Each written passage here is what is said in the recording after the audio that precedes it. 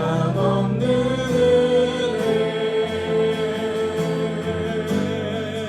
갚을 길 없는 은혜 내 삶을 애워싸는 하나님의 은혜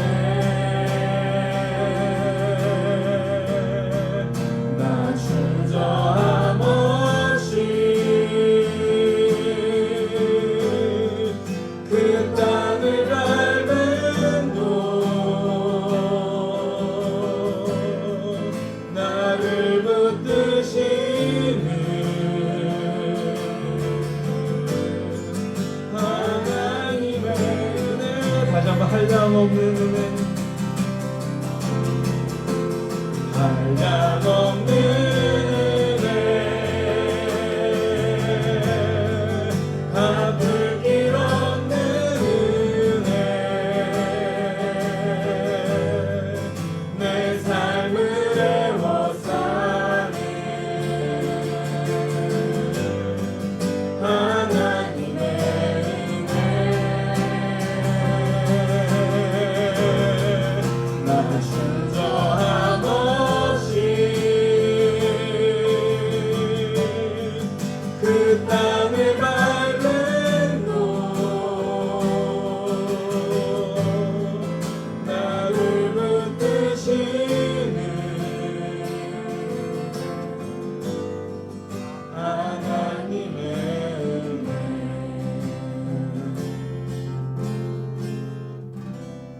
잠깐 다 같이 묵상으로 기도하시겠습니다.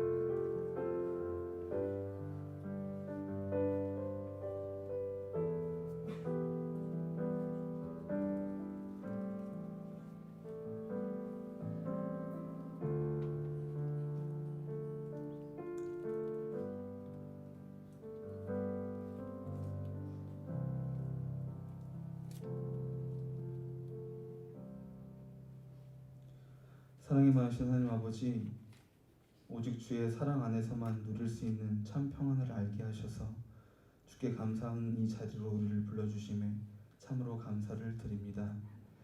이 시간 드려지는 예배가 우리의 살아온 모든 순간순간들이 주의 은혜임을 인정함으로 온전히 주님만 의지하기로 다짐하는 거룩한 예배 되게 하여 주시옵소서. 감사드리며 예수님 이름으로 기도했습니다. 아멘. 다 같이 성시 교독하시겠습니다. 교독문 59번입니다. 오늘 저 PPT가 조금 잘못돼서요. 성경을 좀 다 찾으셔야 될 것 같아요. 교독문 59번입니다.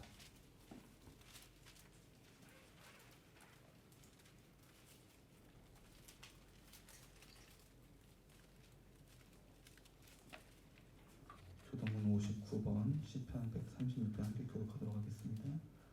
여호와께 감사하라. 그는 선하시며 그 인자하심이 영원하미로다.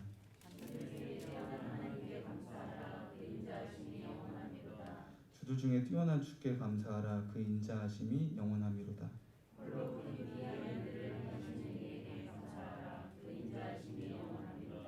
지혜로 하늘을 지으신 이에게 감사하라. 그 인자하심이 영원하미로다.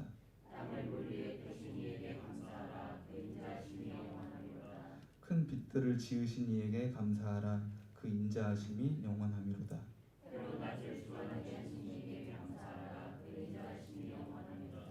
달과 별들로 밤을 주관하게 하신 이에게 감사하라. 그 인자하심이 영원하미로다.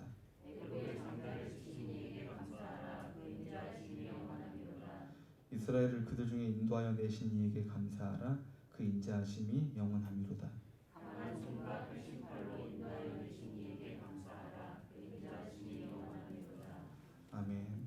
같이 사도신경 하시겠습니다. 전능하사 천지를 만드신 하나님 아버지를 내가 믿사오며 그 외아들 우리 주 예수 그리스도를 믿사오니 이는 성령으로 잉태하사 동정녀 마리아에게 나시고 본디오 빌라도에게 고난을 받으사 십자가에 못 박혀 죽으시고 장사한 지 사흘 만에 죽은 자 가운데서 다시 살아나시며 하늘로 사 전능하신 하나님 우편에 앉아 계시다가 저로서 산자와 죽은 자를 심판하러 오시리라. 성령을 믿사오며 거룩한 공예와 성도가 서로 교통하는 것과 죄를 사하여 주시는 것과 몸이 다시 사는 것과 영원히 사는 것을 믿사옵나이다. 아멘.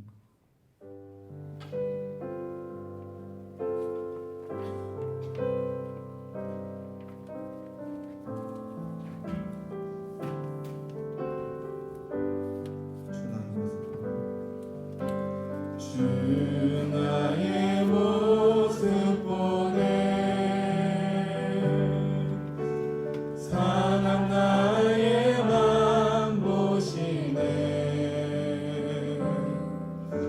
주 나의 눈물 안에 홀로 울던 맘 아시네 주 사랑 내게 있네 주 사랑 내게 있네 그 사랑이 날 채우네 주내 내게 있네 그네로 날 세우네 세상 소망 다 사라져 가도 주의 사랑은 끝이 없으니 살아가는 이 모든 순간이 주의 힘을 나는 믿네 다시 한번 주 나의 모습 보네 주 나의 모습 보네 상한 나의 맘 보시네 주 나의 눈물 안에 홀로 울던 맘 아시네 세상 소망 다 사라져가는 세상 소망 다 사라져 가도 주의 사랑은 끝이 없으니 살아가는 이 모든 순간이 주의 힘을 나는 믿네 세상 소망 다 사라져 가도 주의 사랑은 끝이 없으니 살아가는 이 모든 순간이 주의 힘을 나는 믿네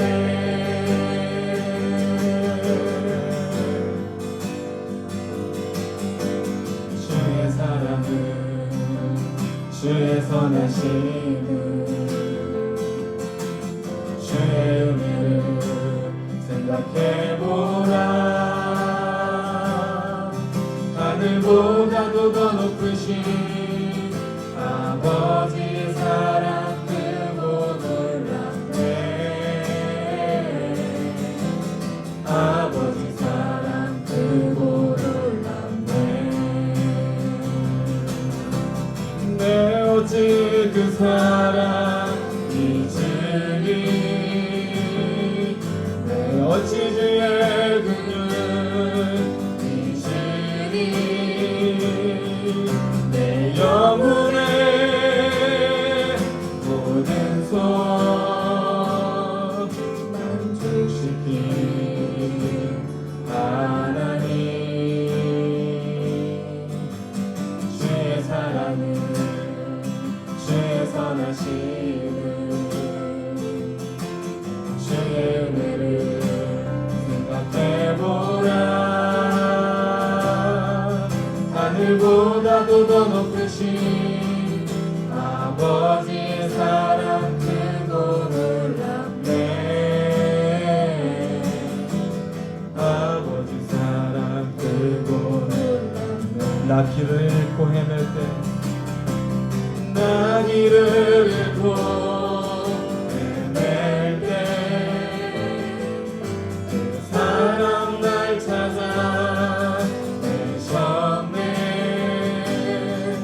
내 영혼의 모든 소원 만족시킨 하나님. 주의 사랑을 주의 선하심을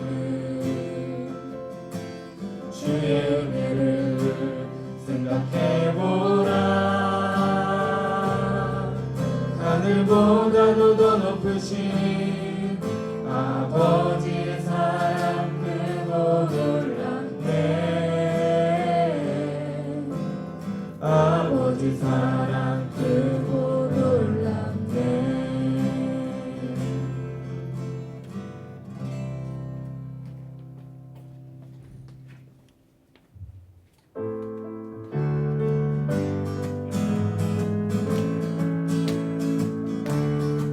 예수 사랑하신 예수 사랑하심을 거룩하신 말일세. 우리들은 약하나 예수 권세만도다.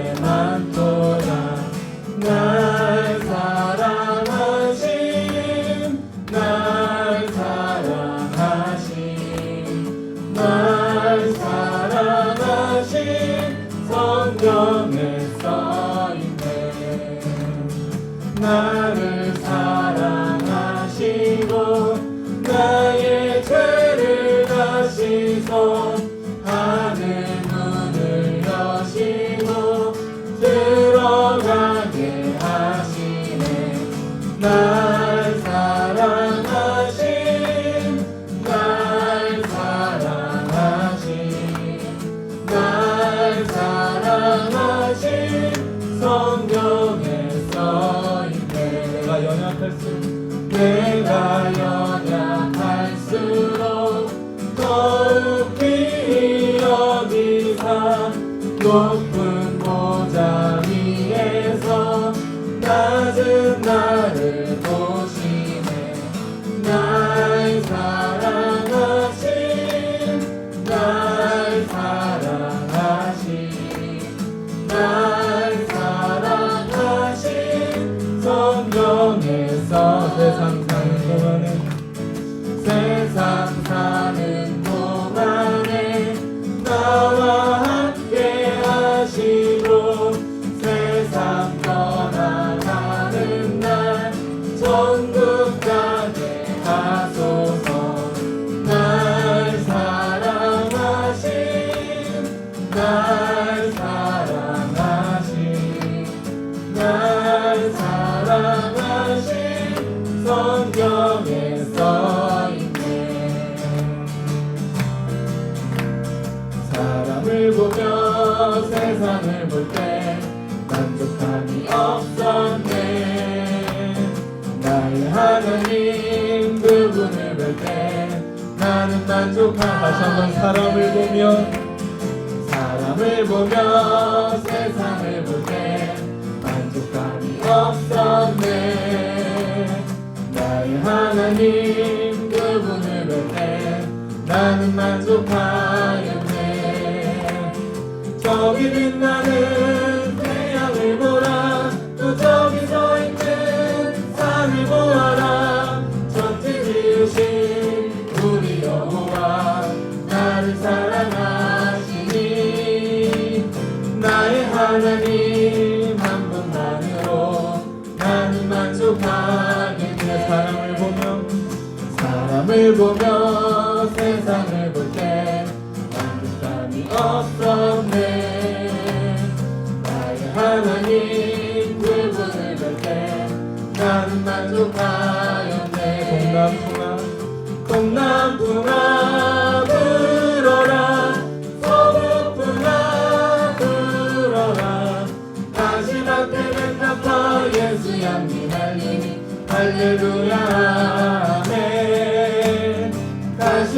때를 갚아 예수 향기 날리니 할렐루야. 동남풍아 불어라 동남풍아 불어라 서북풍아 불어라 다시 밭에 갚아 예수 향기 날리니 할렐루야.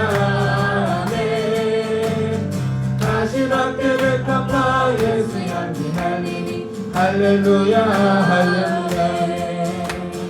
할렐루야. 할렐루야. 할렐루야. 아멘.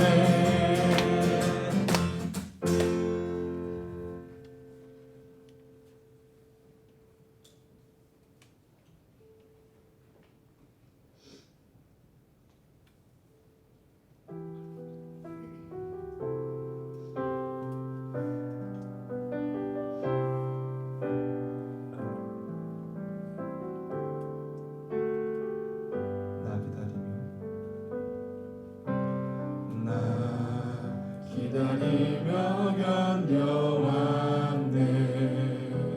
그저 기다리며 견뎌왔네. 헛된 소망 바라던 내게 있는 건 허전한 마음. 우리 곁에 계신 내 곁에 계신 내 아버지 그의 사랑을 잊고 있었네. 살아 견뎌온 시간 모두 아시는 아버지 마음. 그 사랑으로 만지시네 내 맘 깊은 곳을 채우시네. 그는 모든 것 품은 나를 참으신 나의 아버지. 사랑으로 만족하네. 내 삶 주 계신 곳 머물겠네. 오직 주만 섬기는 주와 영원히 기뻐하리라. 그 사랑으로 만지시네. 그 사랑으로 만지시네 내 맘 깊은 곳을 채우시네. 그는 모든 것 품은 나를 참으신 나의 아버지. 그 사랑으로 만족하네. 내 삶 주 계신 곳 머물겠네. 오직 주만 섬기는 주와 영원히 기뻐하리라. 오시니 채우소서.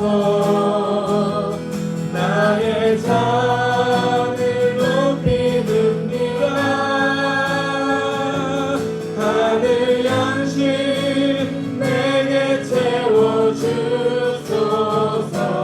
넘치도록 채워주소서. 우물가의 여인처럼 우물가의 여인처럼 간구했네. 헛되고 헛된 것들을 헛되고 헛된 것들은 그때 주님 하신 말씀 내 샘의 왕 생수를 마셔라. 오 주님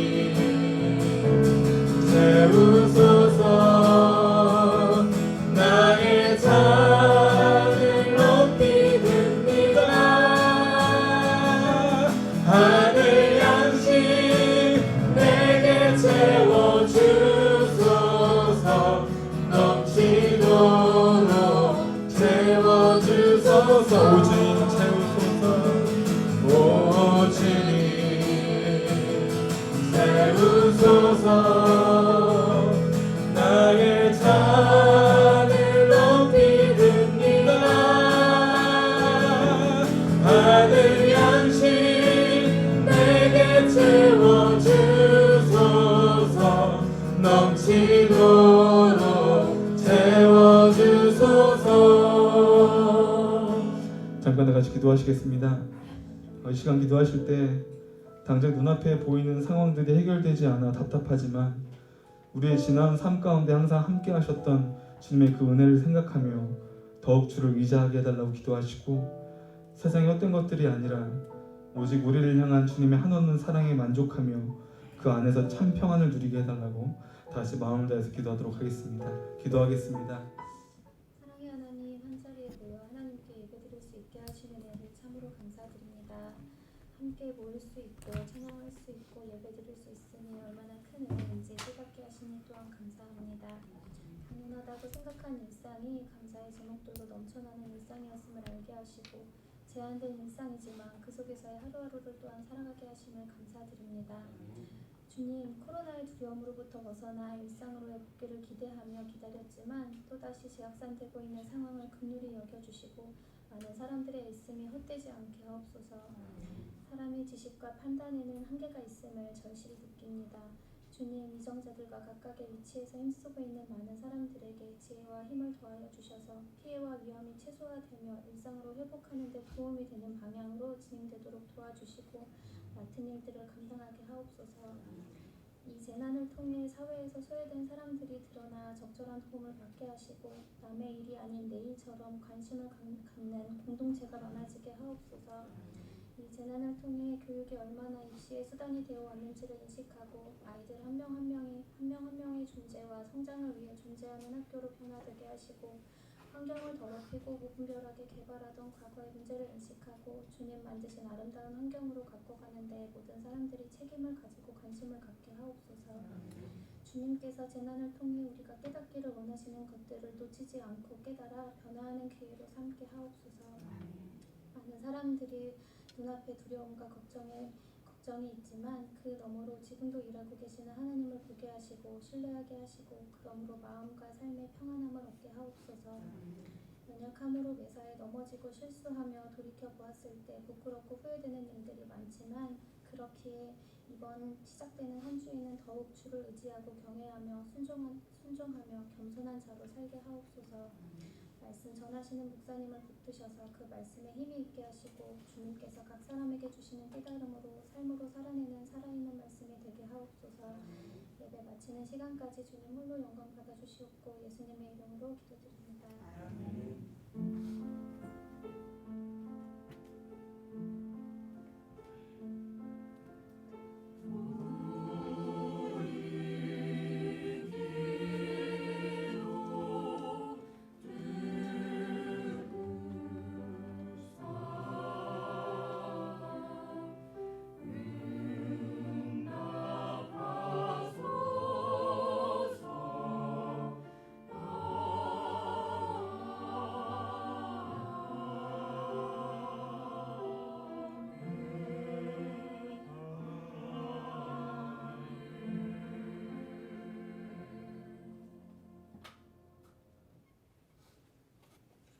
성경 같이 읽도록 하겠습니다. 로마서 11장 25절부터 32절까지 읽도록 하겠습니다. 로마서 11장 25절부터 32절까지 말씀드립니다.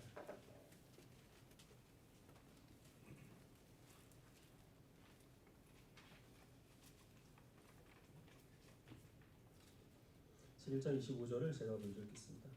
형제들아, 너희가 스스로 지혜 있다 하면서 이 신비를 너희가 모르기를 내가 원하지 아니하노니, 이 신비는 이방인의 충만한 수가 들어오기까지 이스라엘의 덫을 묻어나게 된 것이라. 이스라엘이 구원을 받으리라. 그들과 구원자가 시온에서 오자 야곱에게서 강건하지 않은 것을 돌이키시겠고, 내가 그들의 죄를 없이 할 때에 그들에게 이루어질 내 언약이 이것이라 함과 같으니라. 그러면 그들이 너희로 말미암아 원수된 자요 택하심으로 하면 이성들로 말미암아 사랑을 입은 자라. 하나님의 은사와 부르심에는 후회하심이 없느니라. 너희가 전에는 하나님께 순종하지 아니하더니 이스라엘이 순종하지 아니함으로 이제 긍휼을 입었느니라. 이와 같이 이 사람들이 순종하지 아니하니 이는 너희에게 베푸시는 긍휼로 이제 그들도 긍휼을 얻게 하려 하심이라. 하나님이 모든 사람을 순종하지 아니하는 가운데 거두어 주심을 모든 사람에게 긍휼을 베풀려 하심이로다. 아멘.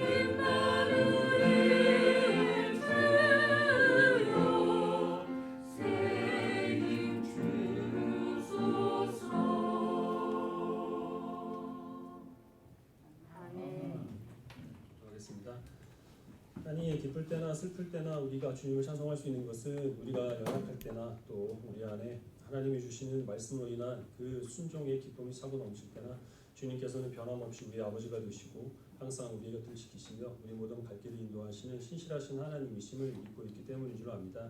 믿음이 변치 않게 하시고 그 믿음으로 모든 상황 속에서도 우리를 지켜보시는 하나님의 그 은혜 가운데 놓여 있음을 항상 기억하게 하여 주시옵소서.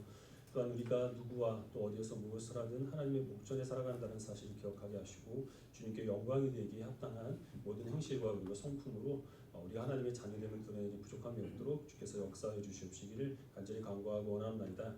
전염병의 두려움과 또 공포 가운데서도 하나님께서 우리들에게 또 확신과 평안을 주실 것을 확신하는 믿음 가운데 이 자리에 나온 모든 주의 백성들에게 하나님이 또 예배하신 풍성한 자비와 긍휼을 허락하여 주시옵소서. 말씀을 듣고자 하오니 성령께서 주장하여 주셔서 하나님께서 우리들에게 전하시고자 하는 그런 모든 말씀들이 부족함 없이 전파될 수 있도록 도와주시고 말씀이 또한 좋은 씨앗이 되어서 우리 안에 아름다운 열매를 맺을 수 있도록 하나님께서 역사해 주시옵시기를 간절히 바라오며 예수님의 이름으로 기도합니다. 한 10여 년 전에 인터컵이라는 선교단체에서요 백투 예루살렘이라고 하는 선교운동을 한 적이 있습니다.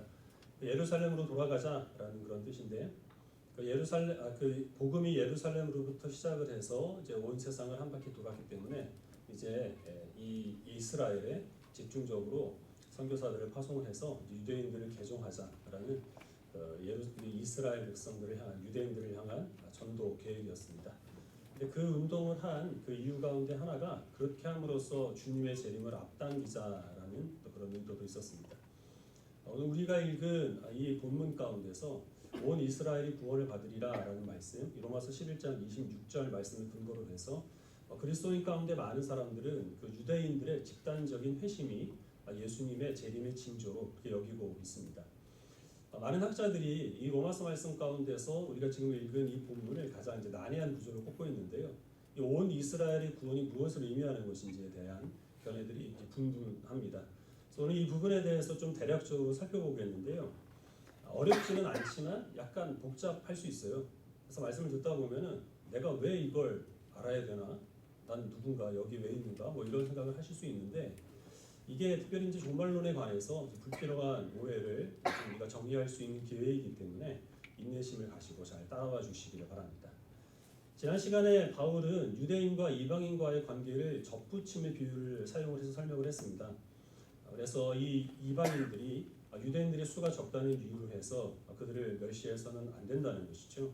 모든 그리스도인들은 자신들의 뿌리가 유대인에 있다는 사실을 기억하고 유대인들을 존중해야 한다는 겁니다. 하나님께서 원가지였던 유대인들도 순종하지 않음으로써 그들을 끊으셨던 것과 같이 하나님은 이방인들도 언제든지 내칠 수 있다라는 이제 그런 이 각오를 가지고 자기의 구원을 자랑하지 아니하고 감사로 받으며 구원받기에 합당한 주의 백성으로 살아가는 것을 이제 독려하는 그런 말씀을 살펴봤습니다. 그런데 지난주 읽은 본문 마지막 부분에서 바울은 이런 얘기를 합니다. 원가지였던 그 유대인들이 자기 감람나무에 얼마나 더 잘 접붙임을 받을 수 있겠느냐. 이 말은 결국 이 바울은 하나님께서 유대인들을 언젠가는 구원하여 주실 것이라는 소망과 기대를 품고 있다는 것을 내비친 것이죠. 그리고 이제 오늘 읽은 25절에서 바울은 너희가 지혜 있다 하면서 하나님의 신비를 모르기를 내가 원하지 아니한다라고 말합니다. 이 하나님의 신비라고 하는 것은 유대인들의 구원을 향한 하나님의 계획을 의미합니다. 그리고 바울은 이 이방인들이 그 수가 충만히 차기까지 하나님께서 일부 이스라엘 백성들을 우둔하게 하셨다라고 말씀하십니다. 하나님이 정하신 이방인 그리스도인들의 수가 다 찰 때까지 하나님께서는 유대인들의 눈과 귀를 막으셔서 그들이 예수 그리스도를 영접하지 못하도록 하셨다는 이제 그런 뜻입니다. 그리고서 이제 바울은 이사야 59장 그리고서 바울은 그리하여 온 이스라엘이 구원을 받으리라라고 선포를 합니다. 그리고 이제 이사야 59장 말씀 인용을 하는데요. 이사야 59장 말씀은 시온에서 한 구원자가 와서 야곱의 모든 죄를 용서함으로 이스라엘 백성들이 구원을 받을 것이다라는 이제 그런 뜻입니다. 시온은 예루살렘인데 이 예루살렘에서 오는 그 구원자는 곧 예수 그리스도를 뜻하죠. 예수 그리스도께서 모든 야곱의 후손들, 즉 그 유다 백성들의 죄를 용서함으로 하나님께서 그들을 구원하여 주실 것이다라는 그 예언의 말씀입니다. 예수님의 그 용서의 은혜가 그 유대인들의 구원의 근거가 된다는 그런 의미입니다. 그리고 복음으로 하면 이 유대인들은 하나님과 원수가 되었지만 택하심으로 하면 하나님의 사랑받는 백성들이다라고 말합니다. 유대인들은 복음을 거부했습니다. 그래서 그 복음을 기준으로 본다면 유대인들은 하나님과 원수된 자들이죠. 구원받을 자격이 없습니다. 그러나 하나님께서 택하실 때 이스라엘 조상들에게 내가 너희 후손들을 내 백성으로 택하겠다라고 말씀하셨기 때문에 복음이 아니라 유대인들의 행실이 아니라 그들의 믿음이 아니라 하나님의 그 한 번 택하신 자는 버리지 아니하시는 신실하신 성품에 의지하여 유대인들은 역시 마찬가지로 하나님의 사랑받는 백성이라는 것입니다. 하나님의 은사와 부르심에는 후회하심이 없느니라라고 선포를 합니다. 그리고 30절부터 32절까지 다시 이제 이방인과 유대인들의 관계를 설명을 합니다. 하나님께서는 그동안 이 이방인들을 하나님의 백성을 택하지 않으셨습니다. 이방인들은 불순종하는 가운데서 하나님께 범죄한 사람들이었는데 유대인들이 하나님의 그 은혜를 저버림으로써 하나님께서는 불순종했던 이방인들에게 긍휼을 베푸셔서 그들을 지금 하나님의 자녀로 삼아주시고 계시는 중이죠. 근데 그와 똑같은 일들이 다시 이제 유대인들에게 일어나게 된다는 겁니다. 유대인들은 지금 예수님을 영접하지 않음으로써 하나님께 불순종하고 있습니다. 그러나 과거에 그 불순종했던 죄인들을 불쌍히 여기시는 하나님의 긍휼이 지금 하나님께 범죄하는 유대인들에게 임하게 된다면 그 이방인들을 긍휼히 여기신 은혜로 하나님께서는 유대인들도 긍휼히 여기셔서 그들을 구원하게 되실 것이다 라는 그런 의미로 지금 바울이 11장에서 이 말씀을 하고 있는 겁니다. 그러면 이제 우리는 이 로마서 11장 26절 온 이스라엘이 구원을 받으리라 라는 말씀이 무슨 의미인지에 대해서 살펴봐야 할 텐데요. 칼빈은 이 온 이스라엘을 교회로 해석을 했습니다. 그래서 유대인이나 이방인이나 관계없이 성경에서는 모든 이 교회를 영적인 이스라엘로 불렀기 때문에 그 교회로 부름받은 그리스도인들은 다 이 온 이스라엘이다. 이제 이렇게 해석을 한 것이죠. 근데 칼빈주의를 따르는 대다수의 학자들도 이 견해는 받아들이질 않습니다.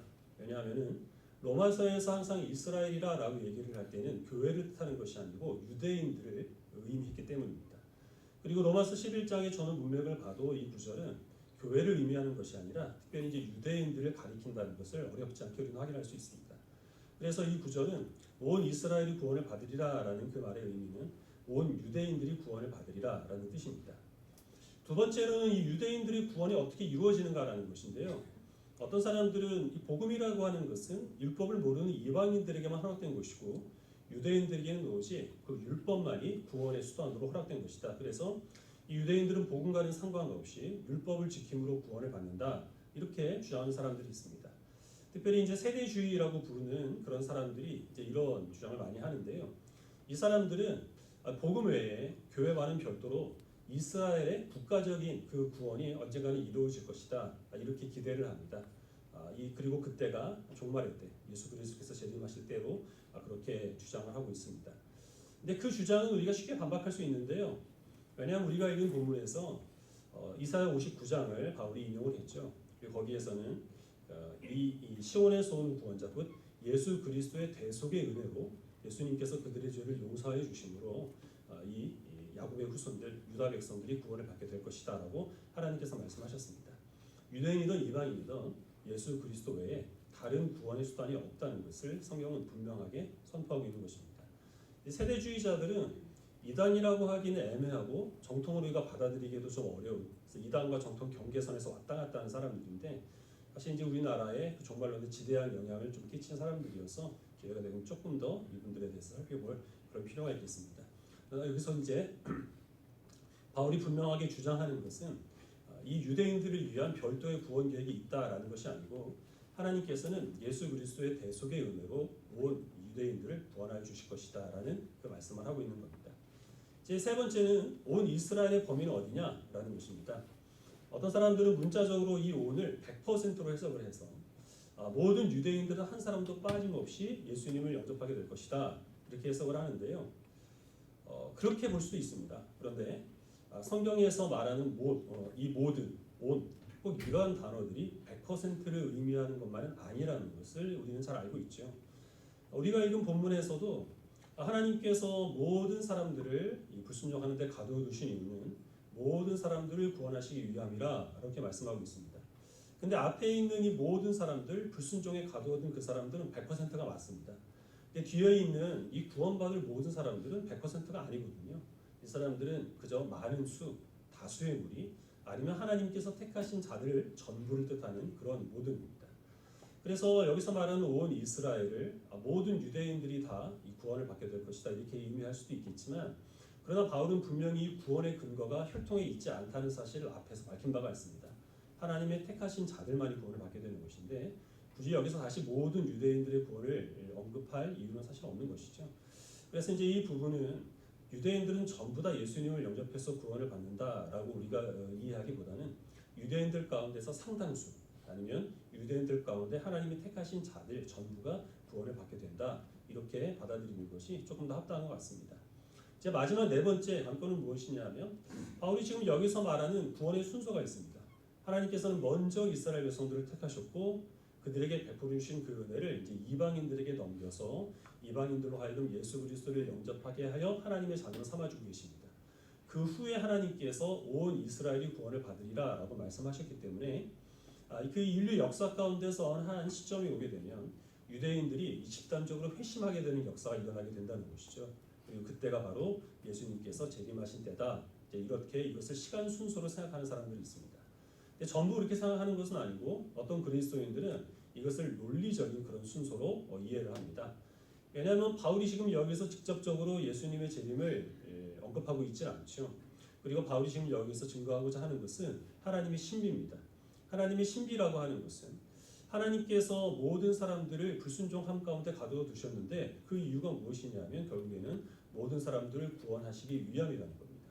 하나님께 불순종하고 예수 그리스도를 거부하는 그런 죄악까지 하나님께서는 선하게 사용하여 주셔서 이방인들과 유대인들을 구원하시는 능력의 도구로 삼아 주신 것, 이것이 지금 바울이 로마서 11장에서 증거하고자 하는 하나님의 신비이지, 먼저 유대인이 구원받고 그 다음에 이방인이 구원받고 또다시 유대인이 구원받는 이 순서를 지금 바울이 말하고자 하는 것은 아니다 이렇게 주장을 해서 이 종말의 때에 있을 대다수의 유대인들의 회심을 인정하지 않는 그런 사람들도 있습니다. 어느 게 맞을까요? 만약에 지금 예수님께서 오신다면 어떻게 되겠습니까?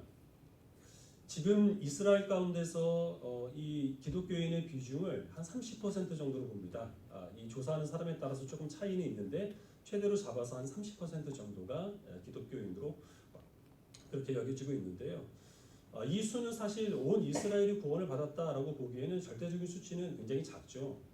그러나 바울이 복음을 전파했을 당시에 유대인들 가운데서 기독교인의 비율을 생각을 해보면 사실 굉장히 많은 수가 지금은 예수님을 영접한 상태에 있습니다. 그래서 만약에 지금 예수님께서 오신다고 해도 어느 한쪽의 의견이 일방적으로 다르다, 틀렸다 이렇게 말하기에는 조금 애매합니다. 우리들은 성경이 이 장래일에 대해서 가르쳐주는 그 내용만큼은 성경의 범위 안에서 최대한 이해를 하고 그의 장래에 대한 소망을 품기에 힘써야 합니다.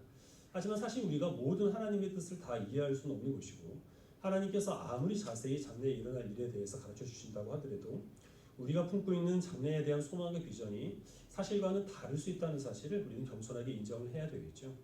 이 부분에 대해서는 그때 가봐야 어느 쪽의 의견이 맞는가 그때 가서 확인하고 그때 가서 알 수 있을 것으로 조금 열어두는 것이 조금 더 지혜로운 것 같습니다. 지금 우리가 해야 될 것이 무엇이냐 하면, 우리 주변에는 유대인들이 없습니다. 그래서 유대인들을 개종시키려 해도 사실 우리가 직접적으로 할 수 있는 일은 없는데, 그러면 이 유대인들의 회심이 우리들에게 주는 교훈은 무엇인지 이 부분에 대해서 우리가 조금 더 집중해야 할 필요가 있습니다. 바울이 로마서를 쓸 당시에는 이스라엘에 향했던 하나님의 은혜와 긍휼이 막 이방인에게로 그 방향을 튼 그 당시입니다. 그래서 많은 이방인들이 예수 그리스도를 영접해서 하나님의 자녀가 되는 은혜를 누리고 있었죠. 바울이 지금 바라보게 되는 것은 이방인의 수가 충만히 차게 되는 것입니다. 그래서 점점 더 많은 이방인들이 하나님의 백성으로 부름받게 될 것을 바울이 소망하고 있는데요. 이 로마서를 쓸 당시에는 바울조차 상상할 수 없었던 일이 지금 실제로 일어나고 있습니다. 하나님께서는 우리를 비롯해서 많은 이방인들을 예수 그리스도를 영접하게 하심으로 하나님의 자녀로 삼아 주셨습니다. 아주 오지나 아니면은 이슬람 또 공산권이 이 기독교 신앙을 조직적으로 또 정책적으로 박해하는 그런 지역 외에는 교회가 세워졌고 어느 누구나 다 복음을 들을 수 있는 그런 때가 되었죠. 바울이 바라봤던 그 장래의 소망이 지금 충만하게 이루어진 상태입니다. 지금 우리가 또 내다봐야 될 장래의 소망은 무엇이 있습니까? 그건 유대인의 회심이라고 하는 것입니다. 물론 이제 이것이 예수님께서 이 이방인들과 그 유대인들을 동시에 구원하고 계셨는지 아니면 유대인들의 회심이 장차 일어날 일인지에 대해서는 성경을 해석하는 사람마다 다르겠습니다만은 그러나 하나님께서는 이방인이든 유대인이든 이 믿지 아니하는 자를 하나님의 백성으로 부르시는 일, 다른 대상들에게 향했던 하나님의 긍휼이 이제는 또 다른 대상들에게 향하는 그 일들을 하나님께서 이루어 가실 것을 우리가 소망하게 될 수 있는 것이죠. 근데 중요한 게 뭐냐 하면 이렇게 하나님의 긍휼이 이방인에게서 유대인에게로, 유대인에서 이방인에게 향하게 되는 일들이 저절로 일어나는 일은 아니라는 겁니다. 우리 그리스도인들이 여기에 기여할 바가 있다는 것이죠. 우리 스가랴 8장 말씀을 같이 보겠습니다. 스가랴 8장 18절부터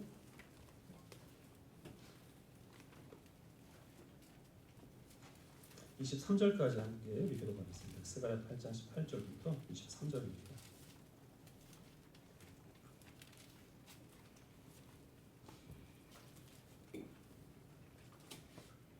구약성경 1320페이지 스가랴 8장 18절부터 23절까지 18절을 제가 먼저 읽고 한 절씩 읽겠습니다.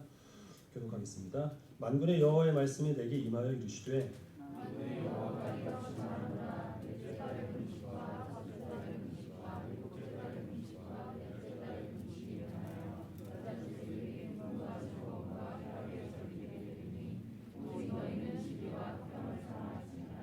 만군의 여호와가 이와 같이 말하노라. 다시 여러 백성과 많은 성읍의 주민이 올 것이라.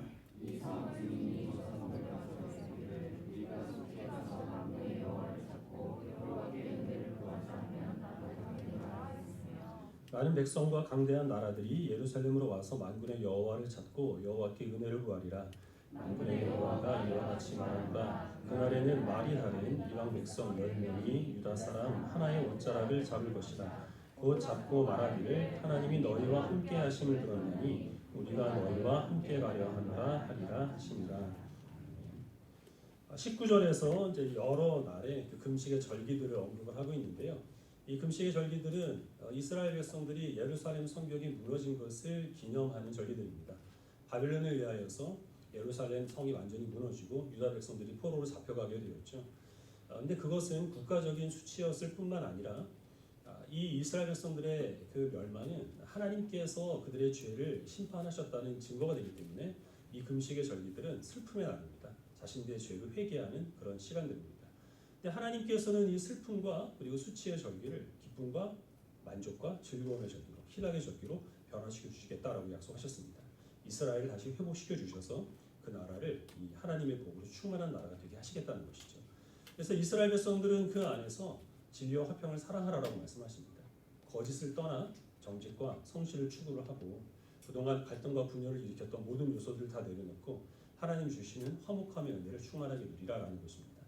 그때가 되면 어떤 일이 일어나게 되느냐 하면 이스라엘 백성 주변에 있는 나라들, 이스라엘 백성보다 더 강한 나라의 그 백성들이 우리가 하나님을 찾자, 하나님께 기도하고 우리가 하나님을 섬기자, 하나님의 은혜를 구하자, 그렇게 서로 권하여서 이스라엘로 몰려오는 일들이 일어나게 되리라는 것입니다. 그들이 예루살렘으로 와서 10명의 이방인들이 한 사람의 유대인을 붙잡고 우리를 너희가 섬기는 하나님께로 인도하여 달라, 우리도 하나님을 섬기겠다, 이렇게 애원하는 그런 일들이 일어나게 될 것으로 하나님께서는 스가랴 선지자를 통하여서 말씀하여 주셨습니다. 이 이방인들이 우리가 하나님을 섬기겠다고 하는 이런 일들이 어떻게 일어나게 되나요? 유대인들이 어떤 무력을 가지고 이방 나라를 정복하면서 너희들이 하나님을 섬기지 않으면 우리가 가만두지 않겠다, 위협을 해서 이런 일들이 일어나게 되는 것이 아니죠. 제발 우리와 같이 하나님을 섬기자, 이렇게 사정사정해서 이방인들이 여호와 하나님께 와서 경배를 하게 되는 것도 아니라는 것입니다. 이들이 자발적으로 유대인들이 받은 하나님의 구원의 은혜를 부러워해서 유대인들이 이 진실과 그리고 또 화평함을 사모하는 모습, 그런 것이 아름답게 보여서 자기 발로 와서 우리도 하나님을 섬기겠다고 애원하게 되리라 라는 것입니다. 우리 로마서 11장 말씀을 다시 한번 돌아보도록 하겠는데요. 11장 11절 우리 한 절 말씀만 같이 읽겠습니다.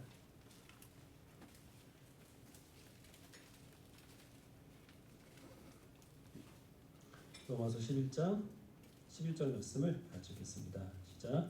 그러므로 내가 말하노니 그들이 넘어지기까지 실족하였느냐? 그럴 수 없느니라. 그들이 넘어짐으로 구원이 이방인에게 이르러 이스라엘로 시기나게 함이니라. 유대인들이 어떻게 해서 다시 예수 그리스도를 영접하게 되는가에 대해서 바울이 여기서 간략하게 말하는데요. 하나님께서 이방인들에게 베풀어 주신 그 은혜를 유대인들이 시기하게 되기 때문에, 그것을 부러워하게 되기 때문에 그들이 다시 예수님을 영접함으로 하나님의 백성이 된다라는 겁니다. 바울은 이제 14절에서는 자신이 이방인의 사도로 부름 받은 것에 대해서 내가 유대인들을 시기나게 하기 위하여서 이방인의 사도로 부름 받아 그들을 예수 그리스도를 영접하게 하기 위해 복음을 선포한다라고 말한 바가 있습니다. 이 이방인들에게 넘어갔던 하나님의 그 긍휼하심이 다시 유대인들을 향하게 되는 데는 이 이방인들이 하나님의 백성이 되어서 예수님의 십자가의 보혈로 그들이 용서를 받고 하나님의 자녀로 살아가는 것을 유대인들이 보기에 아름답게 보여서 시기하게 하심으로 하나님께서 그들을 구원하신다는 것이죠. 시기와 질투라고 하는 것은 건강하지 못한 감정입니다. 만약에 우리가 어떤 사람들이 갖고 있는 것, 이것이 세상적이고 물질적이고 영원하지 않은 것인데 그것을 부러워하거나 거기에 대해서 시기와 질투를 느낀다고 한다면 그거는 십자가에 못 박아야 할 죄입니다. 근데 하나님께서 유발하시는 질투심이 있다는 겁니다. 그게 뭐냐면 하나님께 용서받은 죄인으로서 누리는 긍휼, 우리가 하나님의 자녀이기 때문에 거룩하고 세상과 구별되게 살아가는 그런 모습들, 그런 것은 하나님께서 우리로 하여금 이 불신자들을 전도하게 하시는 구원의 도구로 사용하여 주신다라는 것이죠. 세간에서는 이 유대인들을 통하여 하나님께서 어떻게 이방인들을 하나님의 자녀로 삼으실 것인가, 그리고 로마서에서는 이방인들을 말미암아 하나님께서 어떻게 유대인들을 다시 구원하실 것인가, 이것을 설명하는 것인데 공통점이 있습니다. 시기하게 하시는 것, 부러워하게 하시는 것, 그들의 아름다움과 성도로 살아가는 아름다움과 그들이 이 하나님의 백성으로서 누리는 하나님의 은혜, 이런 것을 보고 그들이 그것을 사모하게 하심으로 하나님께서는 이방인들 그리고 유대인들을 구원하신다는 것이죠. 이것이 이 당시의 사람들에게 있어서는 이방인과 유대인들의 구별이지만 사실은 신자와 불신자의 구별입니다. 그리고 이 말씀을 우리들에게 적용한다고 한다면 하나님께서는 신자들에게 허락하신 구원의 은혜를 사모하게 하시고 그들이 하나님의 백성으로서 누리는 많은 그 특권과 그리고 은혜들을 이 시기하게 하심으로 하나님께서는 불신자들을 구원하신다라는 것입니다. 우리가 그리스도인이 된 계기는 다 다양합니다. 여기 있는 모든 분들이 다 먼저 믿은 사람들이 그리스도인으로 살아가는 것을 보고 정말 아름답다, 저게 정말 은혜롭다 라고 그것을 부러워해서 교회에 나온 것은 분명히 아닐 거예요. 어떤 가족이나 아니면 친구의 회유, 협박, 여기에 못 이겨서 나오신 분도 계실 것이고요. 저와 같이 주말에 할 게 없어서 여가 선용하기 위해서, 정신 수양을 하기 위해서 교회에 왔다가 예수님께 발이 붙들린 그런 분들도 분명히 계실 겁니다. 근데 한번 이렇게 생각을 해보십시다. 어떤 계획으로 해서 교회에 왔든지 교회에 왔는데 함께 예배드리는 사람 가운데서 자기가 구원받은 죄인으로서의 기쁨을 전혀 찾아볼 수 없었다고 한다면 우리가 교회에 정착할 수 있었을까요? 어떻게 해서 교회에 왔는데 교회에 있는 사람들이 거짓말을 일삼고 부정부패를 아무렇지도 않게 저지르고 그들 가운데서 화평의 열매는 찾아볼 수 없고 온갖 이간질로 갈등과 그리고 분열만 야기시키는 그런 교회에 왔다고 한다면 우리들은 금방 교회를 떠날 수밖에 없었을 겁니다. 우리 그리스도인들은 내가 의식하고 있든지 그렇지 않고 있든지 신자든 불신자든 주변에 있는 사람들에게 많은 영향을 받고 또 많은 영향을 주고 있습니다. 우리가 지금 신자가 되어서 하나님을 섬기는 것은 어떻든지 간에 온전하지 못하다고 하더라도 자기가 구원받은 주의 백성으로서의 그 기쁨이 넘치는 사람들이 내 주변에 있었기 때문입니다. 신자답게 살기 위하여서 몸부림치고 그러면서 세상과 구별된 모습, 하나님의 백성이기 때문에 그 약속의 소망을 품고 사소한 일에 감사하고 어려운 일이 있어 낙심하지 아니하고 하나님의 그 사랑으로 주변에 있는 사람들을 위로하고 격려하기 위하여서 자신을 헌신한 그런 사람들이 있었기 때문에 우리들은 그들을 이 로마서의 표현에 의하면 시기하여서 그들에게 베풀어 주신 하나님의 은혜와 사랑이 너무나 귀하게 여겨져서 그래서 우리들은 지금 그리스도인으로서 하나님을 섬기고 있는 겁니다. 그럼 이제 우리가 해야 될 일은 무엇일까요? 우리로 하여금 다른 사람들을 시기하게 하는 그 일에 우리가 쓰임을 받는 것입니다. 우리가 물론 세상적인 것들, 영원하지 못한 것, 물질적인 것, 그런 것을 가지고 다른 사람들의 질투심을 유발한다면 그것은 죄입니다. 그러나 우리가 하나님의 자녀로 부름받은 그 사랑, 그리고 우리가 신자로 살아가는 그 만족함, 그런 것으로 다른 사람들의 시기를 유발한다면 우리들은 우리에게 베푸신 하나님의 은혜로 말미암아 아직 예수 그리스도를 알지 못하는 사람들을 구원하시는 하나님의 일에 크게 쓰임받는 하나님의 능력의 도구가 된다는 것입니다. 내가 그리스도인이 되어 신앙생활을 하고 내가 교회에 와서 예배를 드리는 이 사실에 대해서 어떤 만족과 보람과 기쁨을 느끼지 못한다면 우리는 그 누구도 하나님께로 인도할 수 있는 일에 쓰임 받을 수 없다는 사실을 기억하시길 바랍니다. 어떤 마음으로 여러분들은 지금 이 자리에 와서 예배를 드리십니까? 신자로 살아가는 것이 사실 늘 기쁘고 만족스러운 것은 아니죠. 기독교인이기 때문에 부당하게 받는 비난들이 있습니다. 내가 하고 싶은 것, 신자이기 때문에 하지 못하는 것들이 있고 하지 않고 싶은 것들을 내가 그리스도인이기 때문에 어쩔 수 없이 감당해야 하는 그런 것들이 있습니다. 기독교인이라는 이유로서 기독교인이라는 이유로 내가 먼저 참아야 하고 먼저 양보해야 하고 또 먼저 고개를 숙여야 하는 것, 이것은 신앙생활을 아무리 오래 했다고 하더라도 좀처럼 익숙해지지 않는 일입니다. 그래서 또 우리가 교회에 와서 예배를 드린다고 늘 우리가 은혜로운 것은 아니고 교회에서 보는 모든 우리 지체들이 항상 반가운 것만은 아니죠. 그것 때문에 교회에 오는 것이 즐겁지가 않고 어떤 의임으로 내가 마지못해서 교회에 간다, 이런 것들을 교회 다니지 않는 사람들에게 어느 정도 내비친다고 한다면 그럼 우리는 결코 그 사람들이 교회에 다니는 우리의 모습을 아름답게 보는 일에 쓰임받을 수 없다는 것입니다. 신자로 살아가는 것이 버거워서 적당히 세상과 타협하고 그리고 교회나 하나님이나 아니면 다른 지체들에 대한 그런 불평들, 그런 또 불만들을 심지어 믿지 않는 사람들에게 내비친다고 한다면 그러면 우리들은 하나님께서 우리로 하여금 하나님의 은혜를 시기하는 일에 절대로 쓰임받지 못한다는 사실을 우리는 항상 기억해야 하겠습니다. 우리는 우리에게 주신 하나님의 은혜, 신자로 부름받은 하나님의 영광, 지금 당장은 어렵다고 하더라도 하나님께서 우리들에게 약속으로 허락해 주신 하나님 나라의 소망이 얼마나 찬란한 것인가 하는 것들을 이 증거하기 위하여서 세상으로 보냄받았고 또 우리는 신자로 부름받았습니다. 하루하루 이것을 충실하게 감당하는 것이 유대인들을 개종시키는 것이나 아니면 예수 그리스도의 재림을 앞당기는 것보다 그래도 조금은 더 중요한 일이라는 사실을 기억하시길 바랍니다. 이 자리에 와서 우리가 확신할 수 있는 것은 무엇입니까?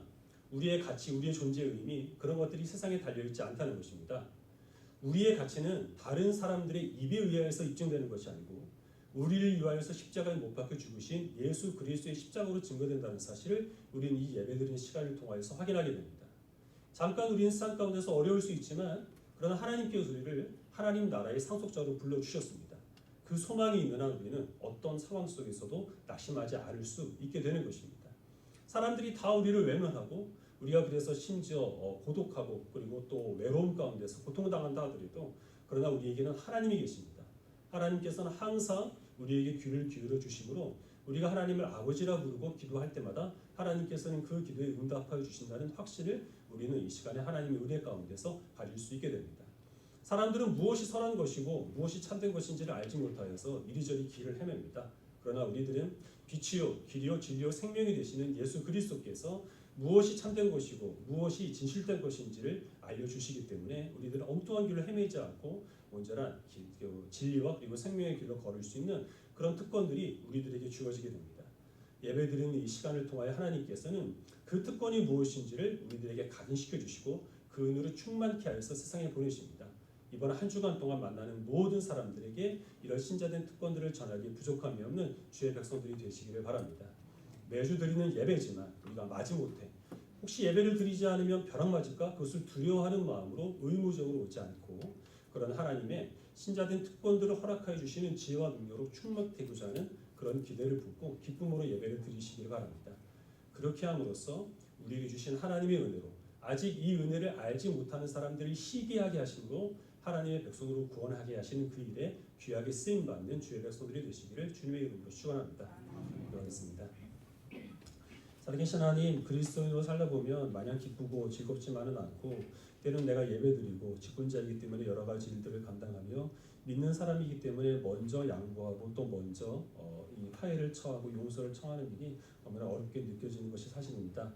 그래서 때로는 예배드리는 것이 너무나 부담스럽고 신자로 살아가는 것에 있어서 마치 그 십자가처럼 느껴질 때가 있음을 하나님 고백합니다. 또 그래서 적당히 세상과 타협하고자 하는 그런 유혹에 흔들 때도 있음을 하나님께서는 잘 아실 줄로 믿습니다. 하나님 그럴 때마다 우리가 무엇 때문에 예수 그리스도를 믿었고 우리가 어떻게 해서 교회에 뿌리를 내게 되었는지 다시 한번 돌아보게 하여 주시옵소서.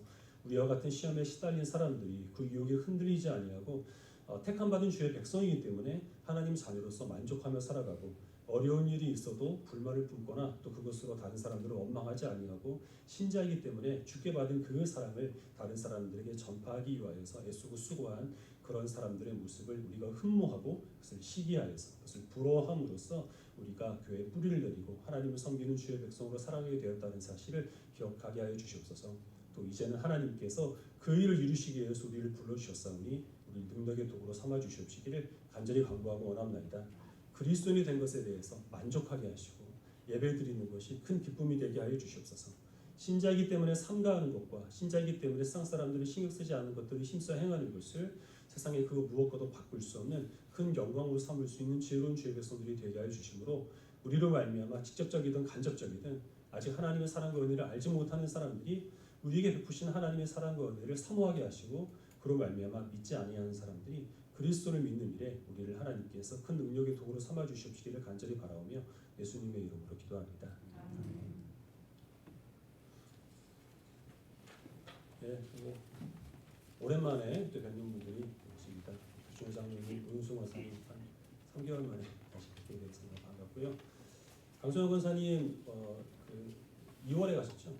네, 2주만 있다 오시겠다고 말씀하셨는데 거의 이제 3개월 다 돼서 어렵게 오셔서 격리 기간 한 3주 정도 지내셨고 다시 오셨습니다. 여러분들이 일단 박수로 무사히 귀환하신 것을 예배 후에 또 인사하시면서 교제하시기 바랍니다. 특별히 이제 교회 다른 별도의 모임이 없어가지고 교회 소식이 항상 거기거든요. 그래서 또 했던 얘기를 또 해야 되겠는데요. 오늘부터는 현장 예배만 드리도록 하겠습니다. 그래서 불편하시더라도 예배 중에는 마스크를 꼭 착용해 주시길 바라고요. 이태원에 다녀온 학원 강사 때문에 감염된 학생들이 이제 교회를 나누고 있었죠. 교회들이 팔복교회 같은 경우에는 한 800명 정도 되는 그런 교회라고 하는데요. 그래서 이제 그 교회 교인들을 대상으로 1000명 가까이 되는 사람들 다 전수조사를 했는데 감염자가 한 사람도 나오지 않았습니다. 교회 안에서 마스크만 잘 쓰고 조금 이제 거리 두기 수칙만 지키어서 예배를 드리면은 예배 중에는 감염의 어떤 그 위험을 좀 느끼지 않아도 될 것 같습니다. 그래서 당분간은 현장 예배를 지금처럼 드리되 마스크 착용은 꼭 하시고 식사가 좀 문제가 될 것 같아요. 식사는 백신이 나오기까지는 좀 어렵지 않을까라는 생각을 좀 갖고 있는데 이제 당분간 쉬도록 하겠습니다. 다른 모임 같은 경우에는 교육부서 모임은 6월 첫째 주부터 좀 재개를 했으면 좋겠는데요. 식사는 못한다고 하더라도 도시락이나 아니면 다른 것을 주문해서 먹으면 되니까 청년 모임과 중고등 모임은 일단 6월부터 다시 재개하는 것을 좀 목표로 해서 하도록 하겠고 수요예배는 6월 셋째 주부터 드리도록 하겠습니다. 교회 행사도 있고 또 노회에 봄의 행사들을 좀 미뤄져가지고 6월 셋째 주간에 그렇게 하게 돼서 조금 분주할 것 같아서 넉넉하게 6월 셋째 주나 넷째 주부터 수요일은 다시 재개하는 것으로 하도록 하겠습니다. 하여튼 이제 신앙생활 하기에는 여러 가지 좀 제약이 있지만 한편으로도 생각을 해보면 좀 개인적으로 예수님과 또 하나님과 좀 관계 갖기에는 좀 이렇게 교제하기에는 지금 더 가장 좋은 때가 아닌가라는 그런 생각을 하게 되거든요. 여러분들 연초에 그 성경 읽기 표하고 또 감사노트, 기도노트 또 나눠드렸는데 지금쯤 이제 소홀해지기 딱 적당한 때가 왔죠.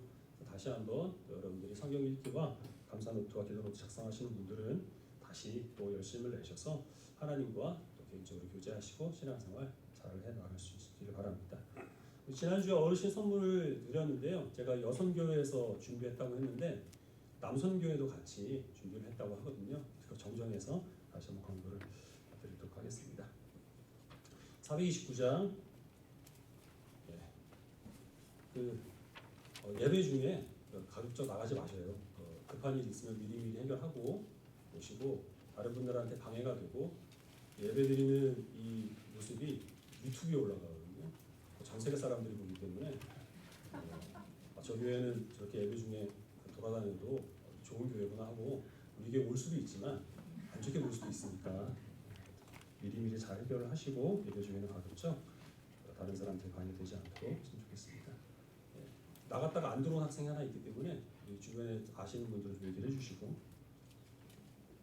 429장 하겠습니다.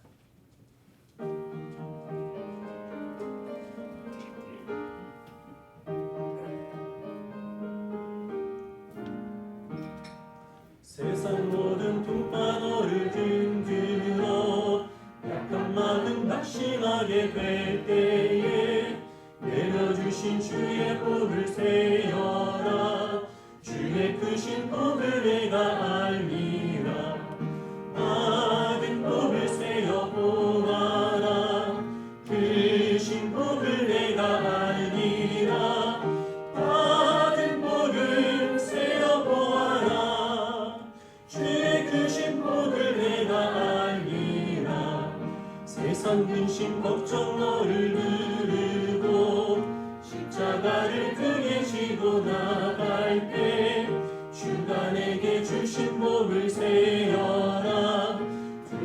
없이 항상 찬송하리라. 많은 복을 세어 보아라. 크신 복을 내가 알리라. 많은 복을 세어 보아라. 주의 크신 복을 내가 알리라.